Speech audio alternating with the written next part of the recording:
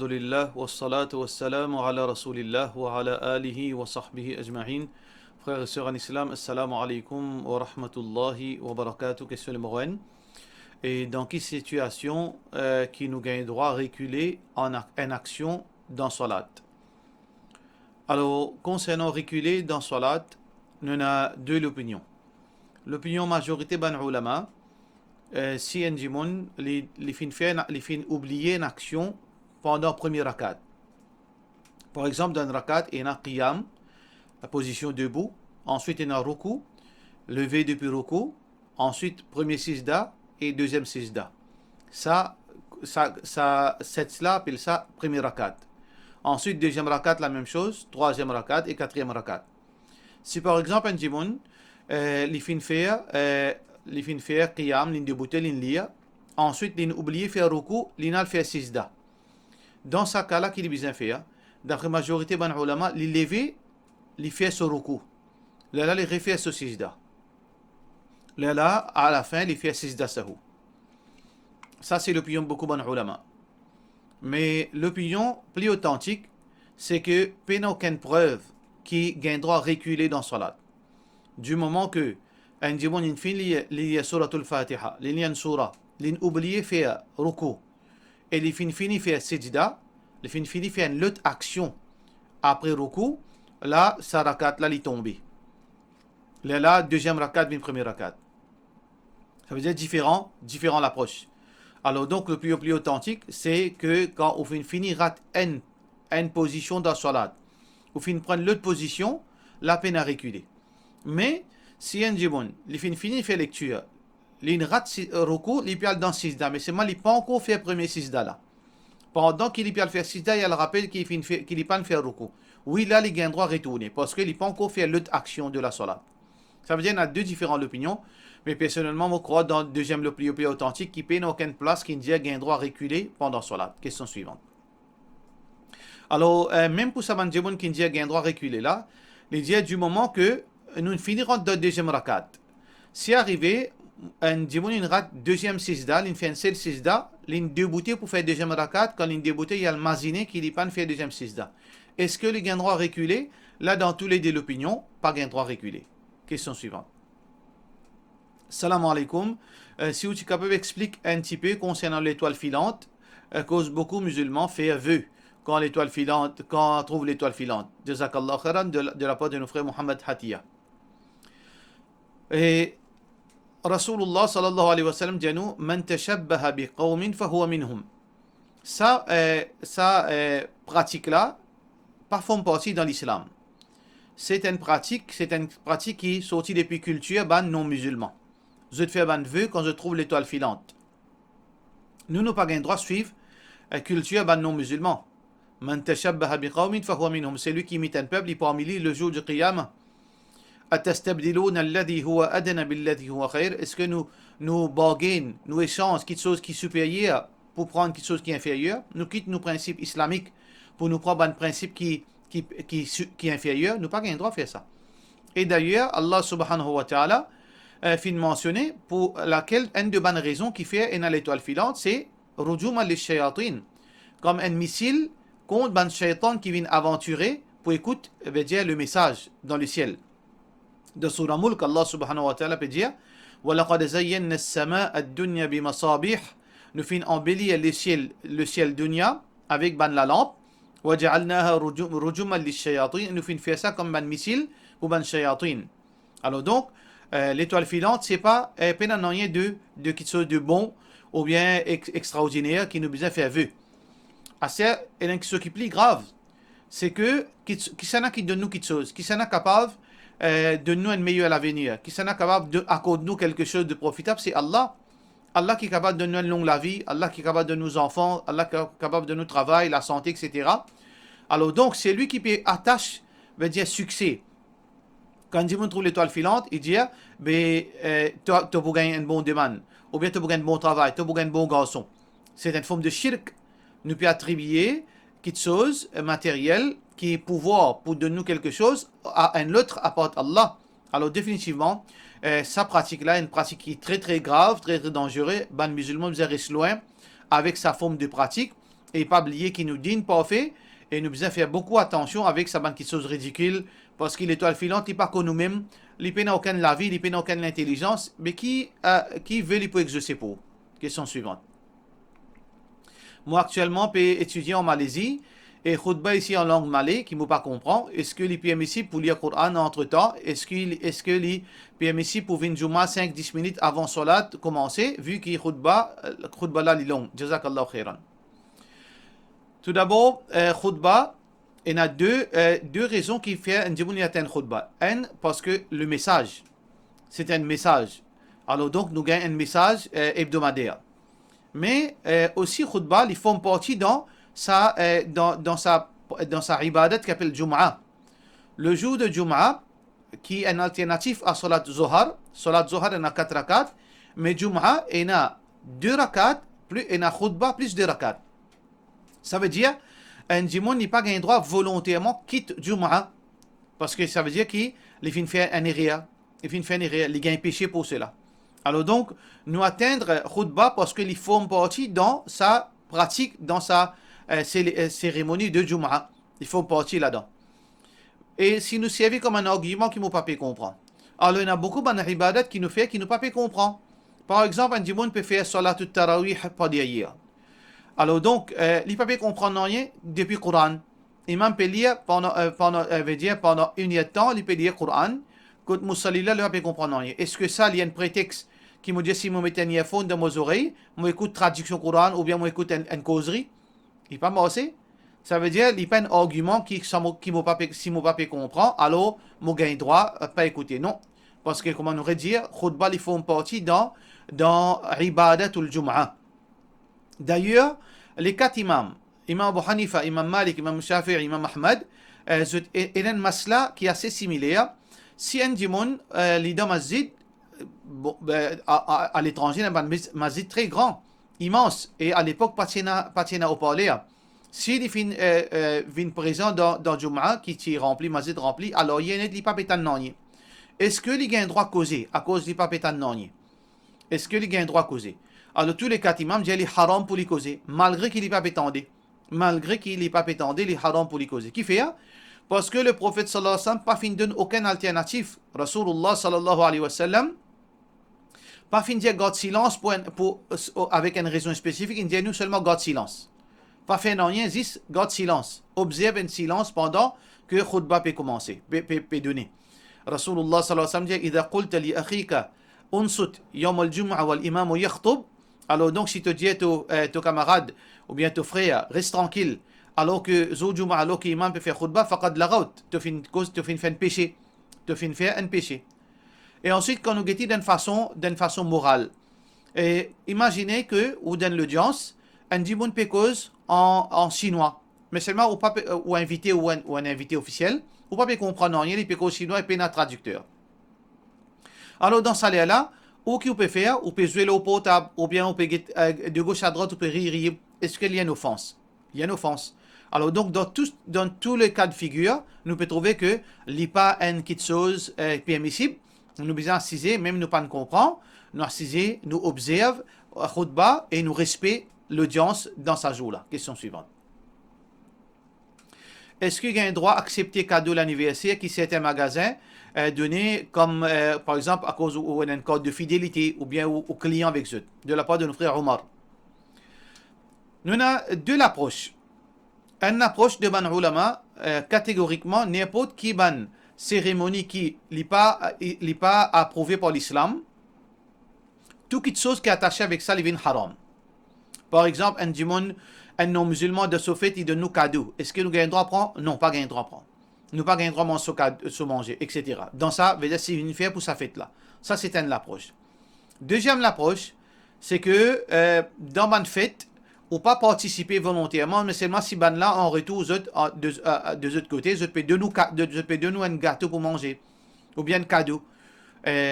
Donc, aussi longtemps on pas fait participer dans sa fête là, on gagne le droit d'accepter les autres cadeaux, on gagne le droit d'accepter les autres nourritures. Et ça est confirmé depuis la pratique de ban sahaba, tel que Ali bin Abi Talib radiyallahu anhu, qui s'y trouve dans, veut dire qui pendant que PS, les autres célébrés, je ban fête, je t'envoie gâteau. manger pour ban sahaba pas ti mange ban qui sont lâchés mais je ti mange ban fruits et ban légumes je t'ai accepté ce cadeau là. Alors donc qui nous fait dans ce moment là.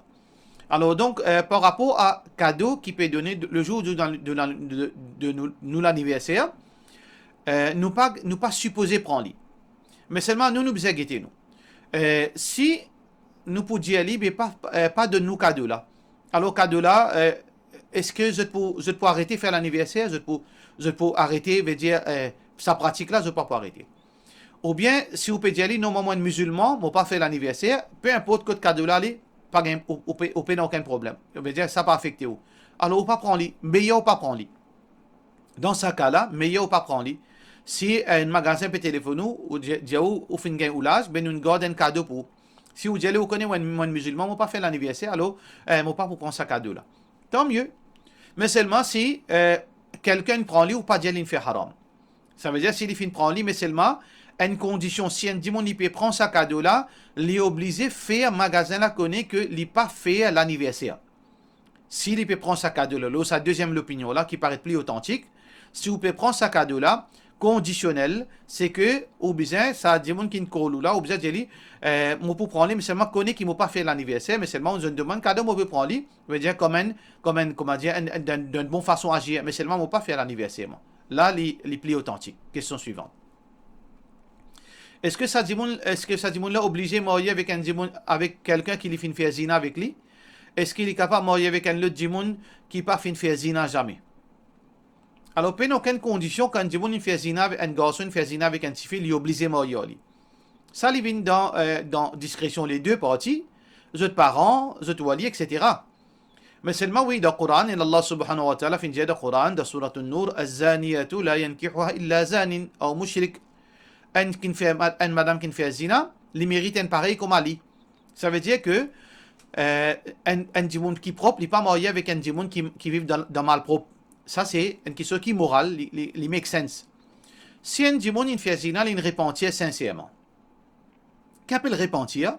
Il fait une fête tauba, il retourne vers la religion, il commence à pratiquer la religion, et des mois, des années, il a arrêté avec ça. Ça appelle ça confirmation de sa repentance.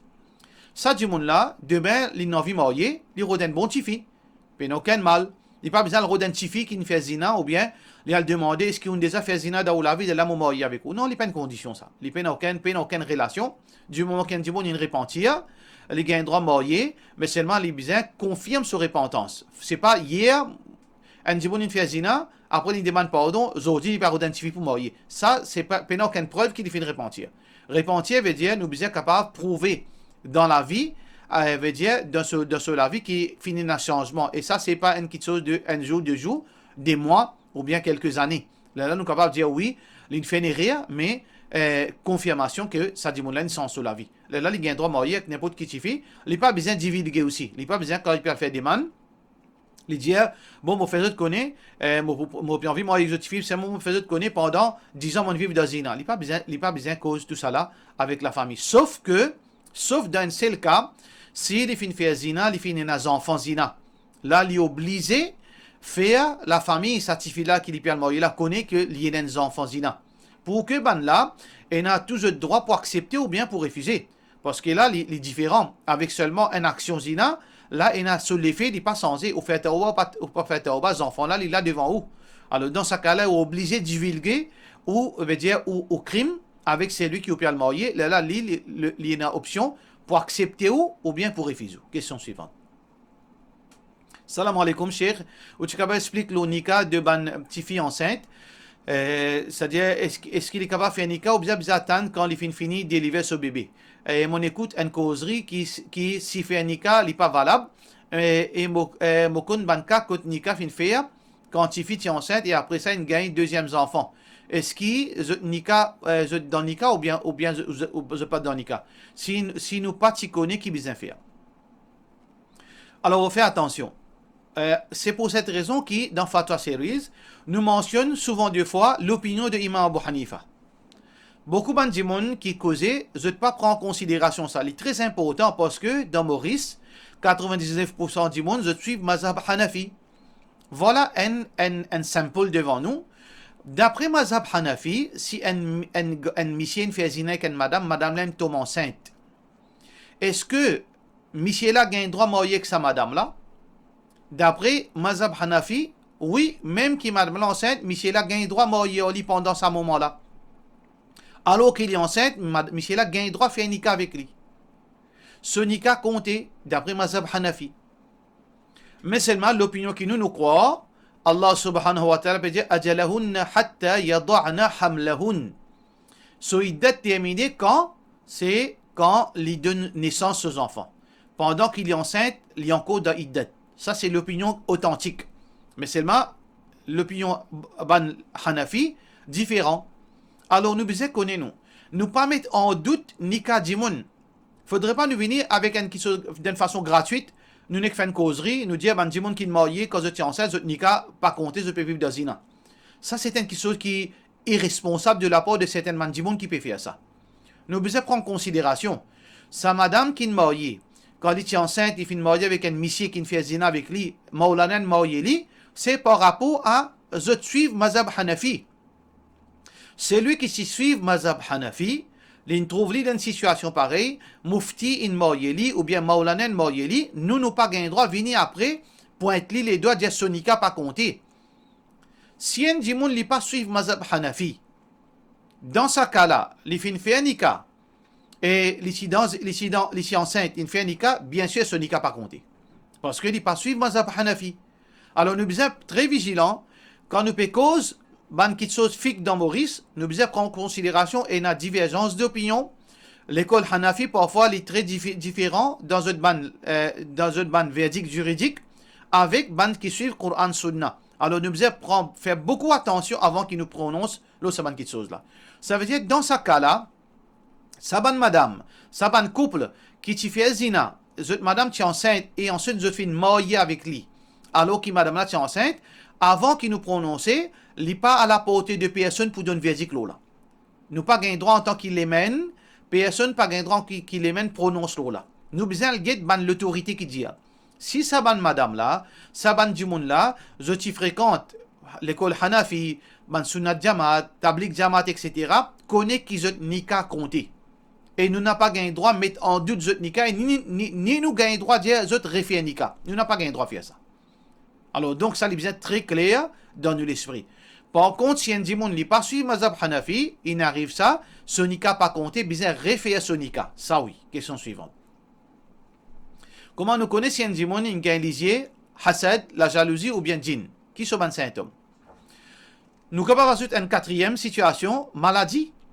Alors, lisier, la jalousie, djinn, avec maladie, certaines maladies, ce symptôme est presque semblable. Par exemple, dépression. Dépression est capable une cause médicale, est capable djinn, est capable aussi lisier, est capable tout ça là. Un démon il tombe sa connaissance, est capable problème malade, est capable lisier, est capable la jalousie, est capable djinn. Ça veut dire qu'il y en a beaucoup ban malades et ban symptômes veut dire spirituels, djinn etc. autres similaires. Alors donc si un démon l'ingay lisier ou bien l'ingay ou il peut agir d'une façon abnormale, ça coule il peut tomber sans connaissance, ou bien il peut faire une crise, ou bien il y a une dépression, il peut y aller, il peut faire coller à la case, il peut craser partout. Première chose qu'il nous supposait faire avant, nous besoin aller un médecin. Aller un médecin là pour lui pour capable de donner un diagnostic. Est-ce qu'il besoin d'être un psychiatre? Est-ce qu'il y a un breakdown? Là-bas, quand pour faire un test, je peux trouver ce qui vraiment il y a un problème médical ou bien non. Alors, si le médecin pas fin trouve non rien, veut dire il y a une petite chose qui n'est pas médicale. Là, nous sommes capables de cause d'un côté, veut dire plutôt religieuse. Là, nous avons un démon qui veut essayer dans sa côté-là, il comprend, ça fait djinn, etc. Là, il est capable de dire est-ce que ça djinn ou bien lisier ou bien hasad. Alors, il est capable, veut dire il est capable de dire par exemple, s'il peut causer. Si on a fait ruqya, il peut commencer à causer.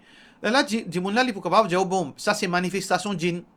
Si pena n'a rien causé, surtout la fièvre, la fièvre, tombe sans connaissance, ça plus probable, c'est lisier.